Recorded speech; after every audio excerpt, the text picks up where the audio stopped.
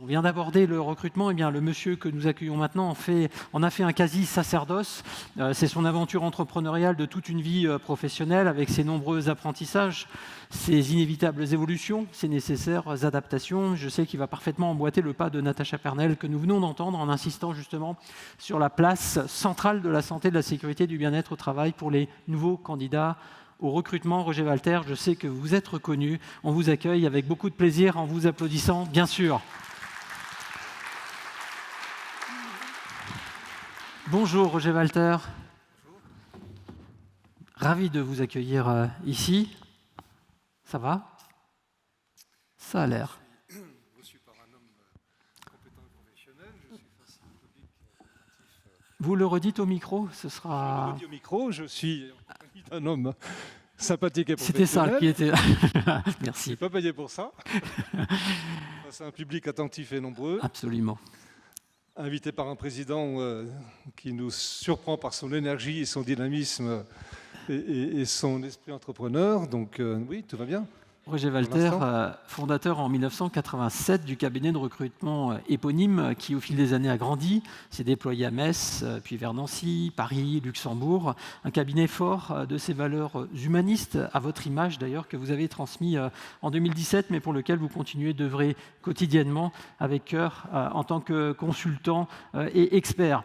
Je ne sais pas si j'ai bien présenté les choses, mais je vais surtout profiter des précieuses minutes qui arrivent pour recueillir auprès de vous quelques idées clés qui doivent nous permettre de mieux comprendre ce qui se joue en matière de recrutement aujourd'hui, en interpréter peut-être la place qui prennent la santé, la sécurité et le bien-être au travail. Le recrutement, un sujet devenu ardu, complexe, parfois même désespérant pour certains dirigeants qui n'arrivent plus à trouver les compétences dont ils ont besoin dans le public comme dans le privé d'ailleurs. Un premier avis sur cette question un peu générale. Moi j'ai la chance d'être un vétéran et un pionnier de ce métier. Je pense que je fais partie des tout premiers consultants en recrutement. C'est un métier qui est arrivé il y a une cinquantaine d'années. Moi, je fais ça depuis 45 ans. Et vétéran parce qu'effectivement, 45 plus tard, je suis encore actif dans ce métier. Donc on a connu des évolutions. On les évoquera probablement lors de l'interview. Il y a 45 ans, on passait des annonces, on avait un complice, c'était le facteur, qui déversait généreusement des CV et les problèmes de recrutement se réglaient comme ça. On me souvient aussi qu'on avait des psychologues pour faire toute la partie analyse de personnalité et chaque candidat avait le privilège, si j'en parle aujourd'hui comme ça, c'est plutôt avec de l'humour, le privilège de passer 4 heures en face d'un psychologue qui ensuite faisait son rapport. Voilà. Aujourd'hui, on est sur un marché qui s'est totalement modifié. On n'a plus d'annonces, on n'a plus de facteurs. Et on est dans l'obligation, effectivement, de sourcer le bon profil. On se sert des réseaux sociaux. Enfin, nous, ce qu'on a fait au cabinet Walter, on a créé une structure dédiée au sourcing. Donc, on a 7 personnes qui font que ça, que du sourcing. Pour nous, c'est un budget relativement conséquent. C'est 600 000 € de budget. Donc, là-dedans, on a la masse salariale, les loyers, tous les outils qui nous permettent d'avoir accès aux réseaux sociaux. Voilà. Donc, là où le facteur déversait des CV il y a un certain temps, aujourd'hui, on est dans l'obligation d'identifier les gens qui, effectivement, correspondent au profil recherché. Bon, on en parlera. Alors justement, je voulais demander à partir de quel moment vous sentez qu'il y a ce changement, ce revirement, une manière différente d'approcher le processus de recrutement. J'avais noté notamment que dans les années 90, vous avez inventé d'une certaine manière un concept qui s'appelle l'approche directe. Vous nous racontez un peu? Je pense que c'est à ce moment-là que ça se situe. Je ne l'ai pas inventé. Selon vous. C'est une époque où effectivement, des guillemets, bien sûr. Des chasseurs de tête. Bon, chasseur de tête est un terme qui ne me convenait que moyennement, donc on s'est rebaptisé trouveur de talent. C'est un nom qu'on a déposé d'ailleurs, duquel je suis assez content. Chasseur de tête avait une connotation un peu trop brutale parce que j'ai fondamentalement le sentiment d'exercer un métier qui a beaucoup de noblesse, et qui est extrêmement utile. On est marchand de bonheur. Alors bien sûr, on ne plaît pas à tout le monde quand on est à l'origine d'un départ dans une entreprise. Pierre Burke ne peut pas nous faire trop de reproches, je pense, pour l'instant. Mais donc on n'est pas apprécié par ces gens-là et en même temps on est marchand de bonheur parce qu'on va permettre à quelqu'un de redynamiser sa carrière et de repartir avec de bonnes garanties dans une nouvelle dynamique. Donc ça c'est un métier, effectivement ça c'est quelque chose que j'apprécie beaucoup dans mon... Quels étaient les arguments que vous utilisiez pour mettre en avant le fait qu'il y avait une belle offre qui pouvait potentiellement répondre aux critères du profil que vous aviez en face de vous?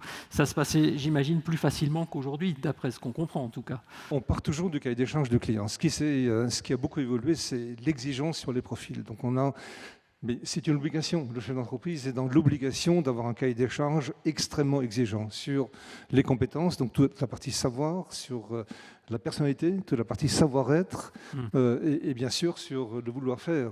Donc on cherche des gens qui savent, qui peuvent et qui veulent. Donc ça, c'est des mots-clés sur lesquels on va travailler. Il faut obligatoirement qu'on présente des candidats qui répondent à ce cahier des charges. Pour les contacter, c'est relativement simple. Aujourd'hui, sur les réseaux sociaux, on trouve avec des mots-clés des gens qui, effectivement, ont le profil que recherchent nos clients. Donc, on va contacter 100, 200, parfois 300 personnes. Et ces gens vont nous dire je suis ouvert à une recherche ou je ne le suis pas. Très souvent, ils sont pas du tout en recherche. Voilà. Et donc, c'est à nous de les interpeller pour dire est-ce que ce n'est pas le moment de réfléchir? Parce que, bon, finalement, on ne leur propose pas un poste, on leur propose d'abord un sujet de réflexion.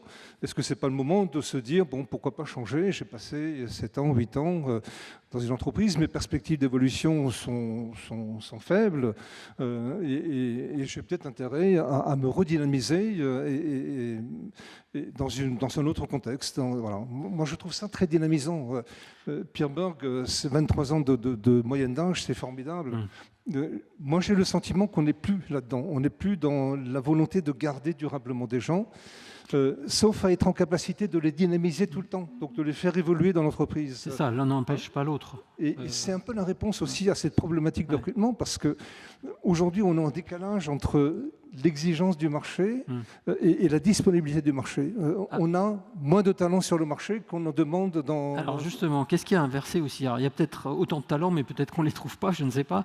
Qu'est-ce qui a complètement inversé l'ordre des facteurs dans le recrutement? On voit bien qu'aujourd'hui, ce sont plutôt les individus face à l'entreprise qui sont en position de force. Comment est-ce qu'on en est arrivé là?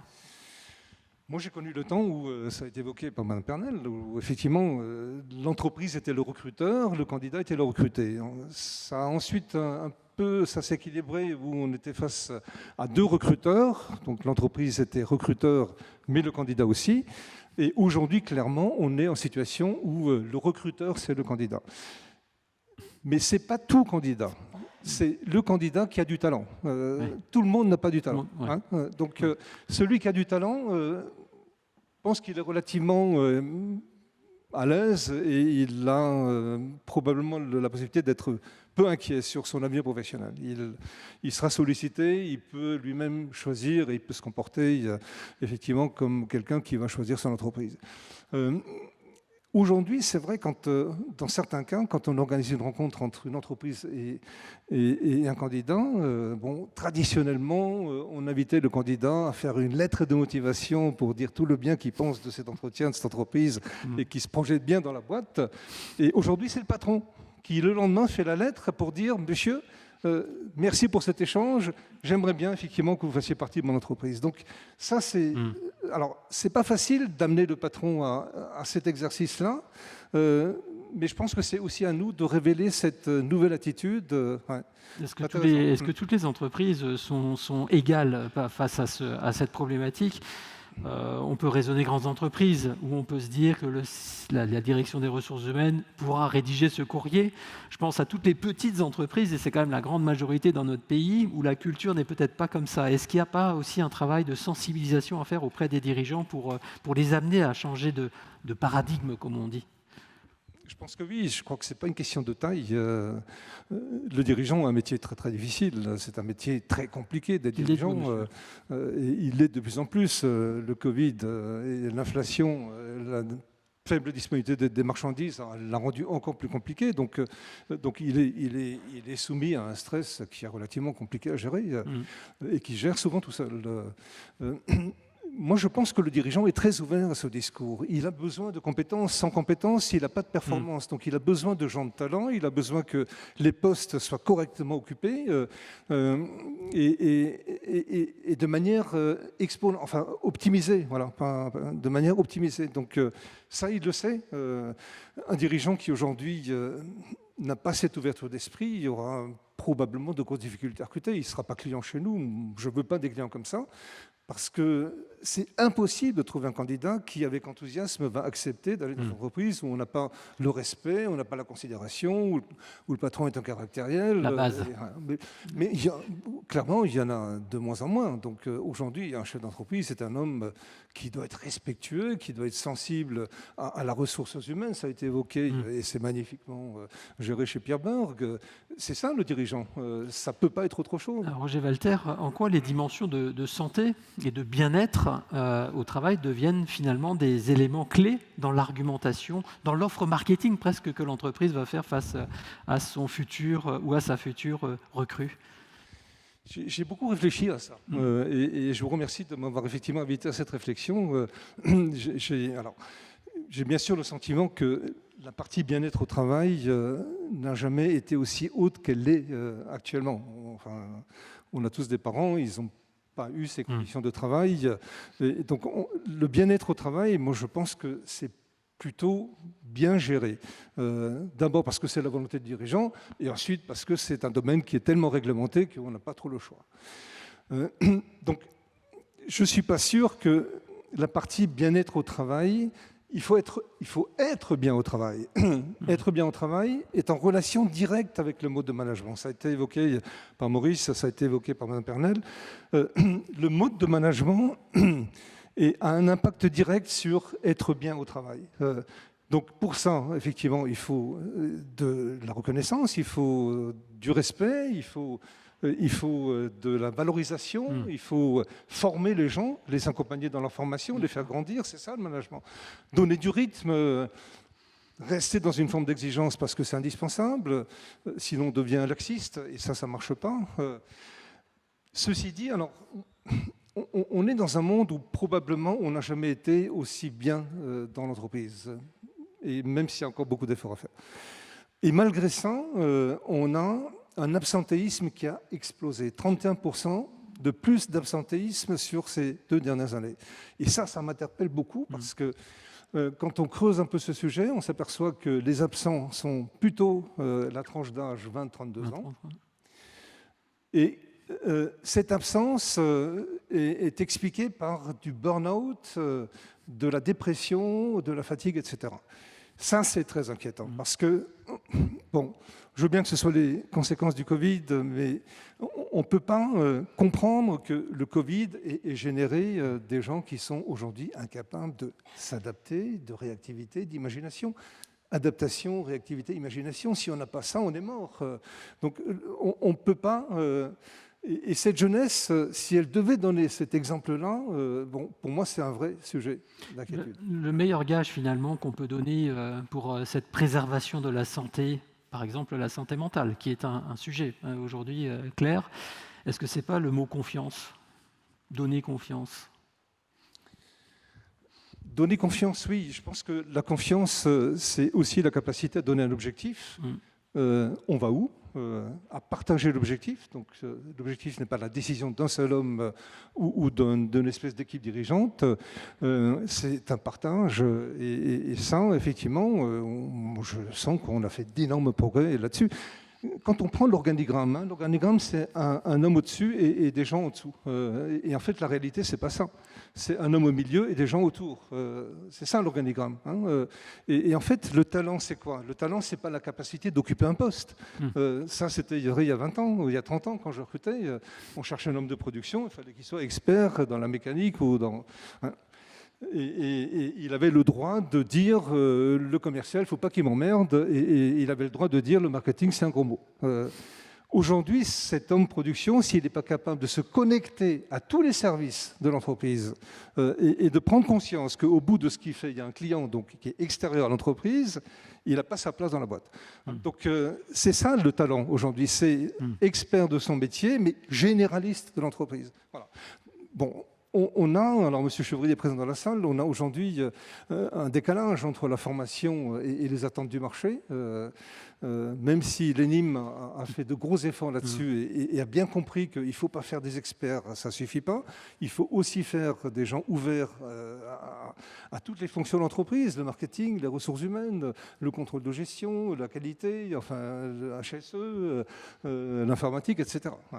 Comment est-ce que vous voyez les choses évoluer dans les années qui viennent, notamment pour votre métier, celui de recruteur? Quelles sont les qualités finalement requises pour faire ce métier aujourd'hui? Et en quoi est-ce que ce métier demeure-t-il attractif? On est dans le sujet. C'est le plus beau métier du monde, c'est un métier paraît. qui a une noblesse incroyable. Enfin, moi, j'ai recruté des milliers de personnes dans ma vie et je me suis jamais envoyé le CV. Donc, j'ai toujours considéré que le métier que je faisais était plus intéressant que le métier pour lequel je travaillais. Donc, alors, bon, ceci, c'est anecdotique. Je pense que c'est un métier utile parce qu'il fait le lien. Nous, on a deux clients à satisfaire. On a un client entreprise qui effectivement a vis-à-vis de nous une attente forte, c'est que par la qualité de notre travail, il va rendre sa boîte plus performante. C'est fondamental, ça a toujours été. Le recrutement, c'est toujours ça. Je prends une décision pour rendre ma boîte plus performante. On est acteur de ça. Mais on est aussi acteur par rapport au candidat qui va prendre une décision importante. C'est une des décisions les plus importantes de sa vie. Les gens que nous, on présente sont évidemment des gens de talent, sinon mon client n'en veut pas. Eux savent qu'ils ont du talent.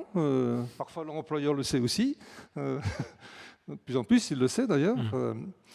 Donc, il faut amener ce candidat à prendre une décision importante, celle de démissionner de son poste, avec un environnement qui ne sera pas toujours favorable. Qu'est-ce que tu fais? Qu'est-ce qui te prend?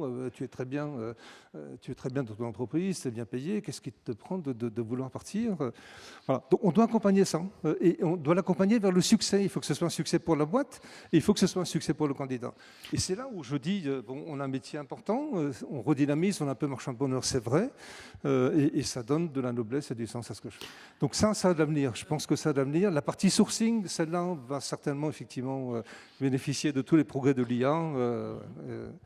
Et c'est possible que demain, l'intelligence artificielle va permettre d'identifier mondialement tous les candidats qui répondent aux 10, 20 mots-clés. On vous réinvitera l'année prochaine pour ce en robot parler. pourra même les mettre en rendez-vous, les converser avec eux, etc. Ça peut être un beau sujet. Moi, ce que je retiens, finalement, c'est la passion qu'il faut mettre dans son métier, celle que vous traduisez ce matin avec nous. Roger Walter, merci beaucoup pour cet échange passionnant. Au-delà d'un mot d'ordre qui semble être le vôtre, changer de regard sur vos futurs recrues, adapter votre promesse, on a parfaitement compris donc, la dimension humaine où elle doit retrouver sa place centrale dans la relation entre un employeur et un futur collaborateur ou collaboratrice au cœur de cette relation sur les questions du bien-être et du bien-vivre son travail.